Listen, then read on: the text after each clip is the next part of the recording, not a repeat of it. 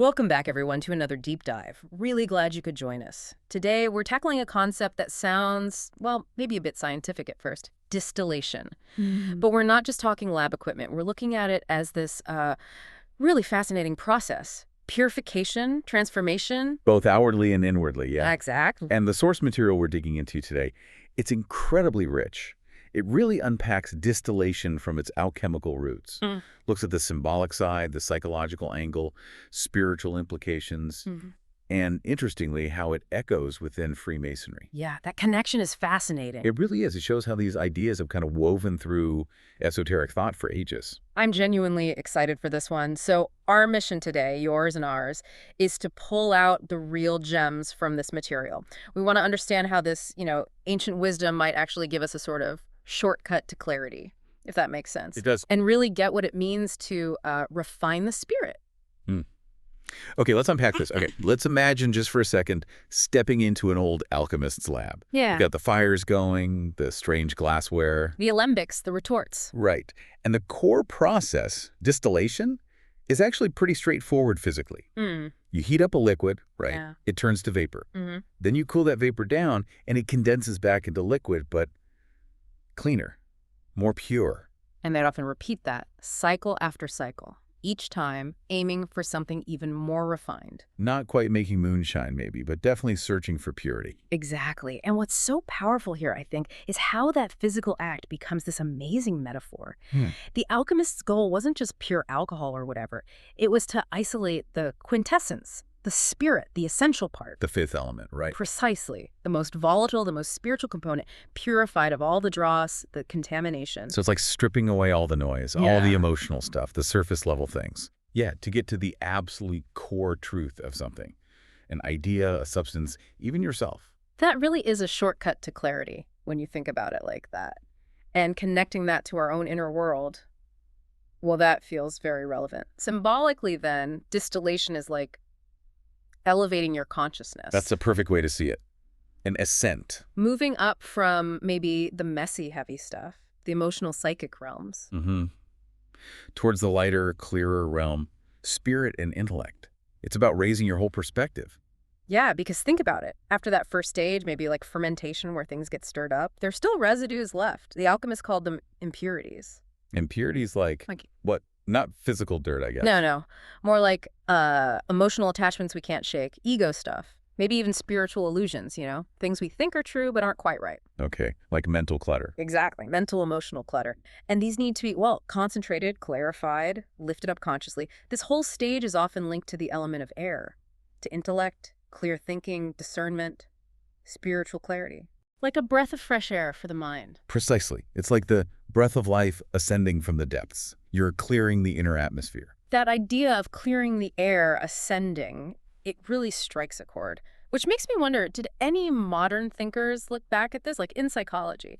Did they see parallels? Because this is where it gets really interesting for me. Oh, absolutely. You hit the nail on the head. Carl Jung, for instance. Yeah. He was fascinated by alchemy. He saw distillation as a key psychological process, a phase of spiritual sublimation, he called it. Sublimation, like refining something raw into something higher. Exactly. It's the point in Jung's view where the ego, your everyday sense of self, becomes properly integrated into the larger self, your authentic, deeper being. So less internal conflict, more harmony. Yes, the psyche starts to operate in harmony. And he talked about the transcendent function emerging here. Transcendent function. What's that exactly? It's like, imagine you're pulled between two opposite feelings or ideas. You're stuck. The transcendent function is that moment where a third position emerges. A new perspective. Wiser, more conscious, integrating both sides but rising above them. Ah, okay. Like finding a creative solution instead of just picking a side. You got it. A synthesis into something illuminated. So this integrated self, this new perspective, it sounds very internal, this distillation phase then, it's not about big actions in the world, it's more about quiet, inward attention. That's spot on. It's deeply contemplative. The psychic material, the stuff inside your mind, has to be boiled down, as Jung put it. Gently heated, refined, until only the purest thoughts, the clearest impulses remain. And you see this echoed everywhere, really. Think about contemplative traditions, monks, Sufis, yogis. Right, practices like fasting, prayer. Breath work. Yeah. Silent meditation. They're all designed for the same purpose, essentially. Yeah. To let the spirit rise above that psychic fog, to get clear. And Jung took it even further back, didn't he, to ancient philosophy? He did. He connected it to Neoplatonism, specifically to the idea of nous. Nous, A-N-O-U-S. Yep. It's often translated as spiritual intellect. But it's not just logic or reason. It's a higher kind of knowing, more intuitive, a direct perception of truth. Like a flash of insight. Exactly. It enables true gnosis, that direct, undeniable spiritual knowing. It's not just thinking about something. It's knowing it deep down. Okay, wow. So that's the psychological journey, deep inner work. But how do these ideas, which seem so personal, show up in, say, structured groups like Freemasonry? How does it manifest there? Well, it's layered. The first 3 degrees, the craft degrees, they lay the foundation. Everyone starts there. But then many Masonic traditions, you've got the Scottish Rite, the York Rite, other more esoteric systems. They offer further degrees, further teachings. And these often quite explicitly parallel the alchemical work of distillation. Ah, so it's like climbing higher up the ladder. In a way, yes. They often focus more on mystical insight, contemplation, Rosicrucian ideas, hermetic wisdom, things that require that inner refinement. They build on the groundwork, aiming to distill the Mason's understanding even further. So the Master Mason in this view isn't just, say, a skilled builder or someone upholding principles. They're potentially becoming something more, like a seer, a priest of light, someone who can see the essence. That's the transformation pointed towards, yes. Someone who can distill truth from symbol and essence from form. It's about perception shifting, seeing deeper. And, Albert Pike really leaned into this in Morals and Dogma, a huge influential Masonic text. He described the Scottish Rite degrees very clearly as a progressive spiritual ladder. A ladder, that ascent image again. Exactly. He wrote, and this was back in 1871, that the degrees represent the progressive purification of the soul and its ascent toward the knowledge of divine truth. So each ritual, every symbol, each step of initiation, it's seen as a kind of refining fire. Gently heating the crucible again. Lifting the initiate closer to that spiritual clarity, like another cycle of distillation. Oh, yeah, this is starting to connect in really interesting ways. So if we zoom out a bit, how does this idea of distillation link up with other symbolic systems? You mentioned Kabbalah earlier, or even those Masonic tools we hear about. Right, the interconnectedness is fascinating. In Kabbalah, which uses the tree of life symbol. A kind of map of consciousness, right? Sort of, yeah. Distillation aligns really well with the middle pillar of that tree. Specifically, it mirrors the ascent from Tiferet, which represents harmony, beauty, sort of integrated consciousness, up to Keter the crown, pure divine awareness at the very top. So it's that vertical path again, from balanced self to God consciousness almost. That's the idea, a direct upward movement towards the ultimate source. And you mentioned the breath of spirit being important here, that rising vapor idea. Yes, very much so. Think about breath rising, spirit ascending, vapor lifting off. It's all tied together. Even in the Sefer Yetzirah, a foundational Kabbalistic text, the Hebrew letter Aleph. Aleph, the first letter. Right. It represents air, spirit. And it's said to govern the breath that animates the soul. It's that subtle animating force that allows the distillation, the ascent, to happen. And then you see symbols of this ascent within Masonry, too. Things like the flight of the soul, imagery of rising, or the blazing star, which is a key symbol. It's the letter G. And the letter G, exactly. Often said to stand for geometry, or God. Yeah. But also, importantly, for gnosis. Gnosis again, that distilled knowing. That direct, intuitive understanding that comes from, well, spiritual effort and refinement. Wow. Okay, so even the tools, the working tools of a Mason, they're not just for building walls. They become instruments of distillation. How does that work? It's about seeing them symbolically, alchemically. Take the compasses. Used for drawing circles. Right, and symbolically. They represent spiritual restraint, circumscription, drawing a boundary around your lower impulses, your scattered thoughts. Containing the chaos so the spirit can rise. Beautifully put. Containing the energy so it can be directed upwards, refined. Okay, and the plumb line, the weight on a string. The plumb, yeah. It finds the vertical, right? Ensures something is perfectly upright. Symbolically, it's about vertical alignment. Making sure your inner temple, the one you're building inside yourself, is aligned with truth, with spirit. So it's about going straight up, not sideways. Exactly. So when you look at these tools through an alchemical lens, they're not just for stone and wood. They're for distilling the sacred from the mundane, the vertical from the horizontal, the eternal from the temporal. Much deeper purpose. I'm starting to see that visual language everywhere now. You mentioned tracing boards earlier, especially in the later degrees like the third degree or the Royal Arch. All that aerial imagery. Mm, You see ladders reaching toward the heavens, right? definitely. Arches of celestial design, suns, stars, radiant pillars, lots of upward-pointing symbols. Jacob's ladder must be a big one then. Huge. It's a classic image of spiritual ascent.